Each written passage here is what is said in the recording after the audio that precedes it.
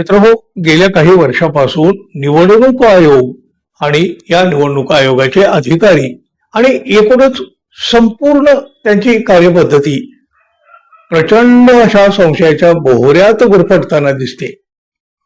मतमोजणी वेळी सुद्धा अनेकदा मोठे आक्षेप घेतले जातात, आरोप केले जातात, संशय घेतला जातो. तिथले निवडणूक अधिकारी पक्षपाती भूमिका घेत असल्याचे आरोप सुद्धा होत असतात. भारतीय जनता पक्षाला अनुकूल अशी भूमिका निवडणूक अधिकाऱ्यांची असते असे आरोप तर मोठ्या प्रमाणात होत असतात. आणि गेल्या 8-10 वर्षापासून हे सगळे प्रकार वाढताना आपण पाहतो आहोत. फेरमतमोजणीची केलेली मागणी सुद्धा अनेकदा नाकारली जाते आणि जो काही मतमोजणी केंद्रावर सगळा गोंधळ सुरू असतानाच निवडणूक निर्णय अधिकारी त्या निवडणुकीचा निकाल घोषित करून मोकळे होतात. आणि मग बघा, एकदा त्यांनी हा निकाल दिला, निवडणुकीचं विजयाचं प्रमाणपत्र दिलं की मग जे काही खरं असेल खोटं असेल बघा जाऊन तुमचं तुम्ही कोर्टात. आणि मग कोर्टाचा निकाल लागेपर्यंत आमदारकीचा 5 वर्षाचा काळ पूर्ण होऊन गेलेला असतो.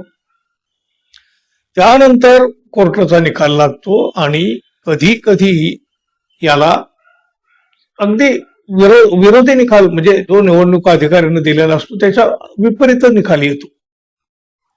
ज्याला निवडणूक अधिकाऱ्यांनी पराभूत ठरवलेलं असतं त्याचा कोर्टामध्ये विजय होतो, पण पुन्हा त्याला आमदारकी मात्र मिळत नाही ना. 5 वर्ष निघून गेलेले असतात.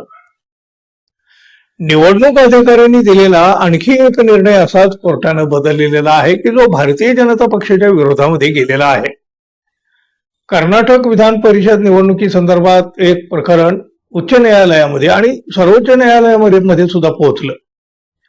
निवडणूक निर्णय अधिकाऱ्यांनी काँग्रेस पक्षाच्या गायत्री शांत गौडा यांना पराभूत घोषित केलं होतं आणि भारतीय जनता पक्षाचे उमेदवार M.K. प्राणेश यांना मात्र विजयी घोषित केलं होतं. या काँग्रेसच्या उमेदवाराचा या मतमोजणीच्या निकालावर आक्षेप होता. अधिकाऱ्यांनी काय त्याचं काम त्यांनी करायचं ते केलं, पण या निकालाला आव्हान देत काँग्रेसच्या उमेदवारांनी थेट उच्च न्यायालय गाठलं.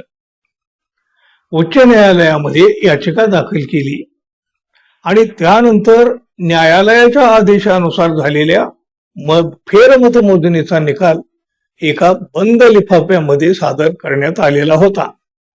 त्यामध्ये पराभूत ठरवलेल्या काँग्रेसच्या उमेदवार 9 मतांनी विजयी झालेल्या होत्या, तर निवडणूक अधिकाऱ्यांनी ज्यांना विजयी म्हणून घोषित केलं होतं त्या भारतीय जनता पक्षाच्या उमेदवाराचा पराभव झाला.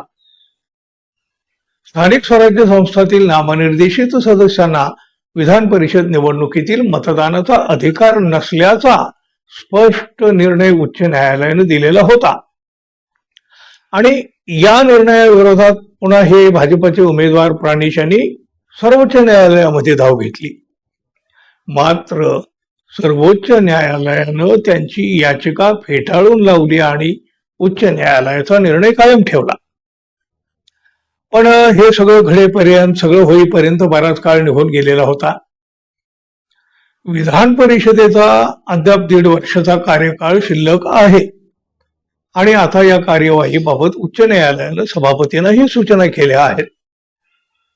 पण असे वादग्रस्त निकाल भारतीय जनता पक्षाच्या विरोधात जाण्याची ही काही पहिली घटना नाही. मग निवडणूक आयोग काय संशयाच्या भोवऱ्यात. आणि मतमोजणीचे निकाल सुद्धा जर कोर्टातच ठरणार असतील तर मग निवडणूक आयोग नक्की आहे तरी कशासाठी असा प्रश्न कोणालाही पडावा. तुम्ही काय म्हणाल मित्रांनो, जरूर सांगा. आणि हो, जाता जाता आपल्या चॅनलला सबस्क्राईब कराल ही अपेक्षा आहे बरं. धन्यवाद. पुन्हा भेटू. नमस्कार.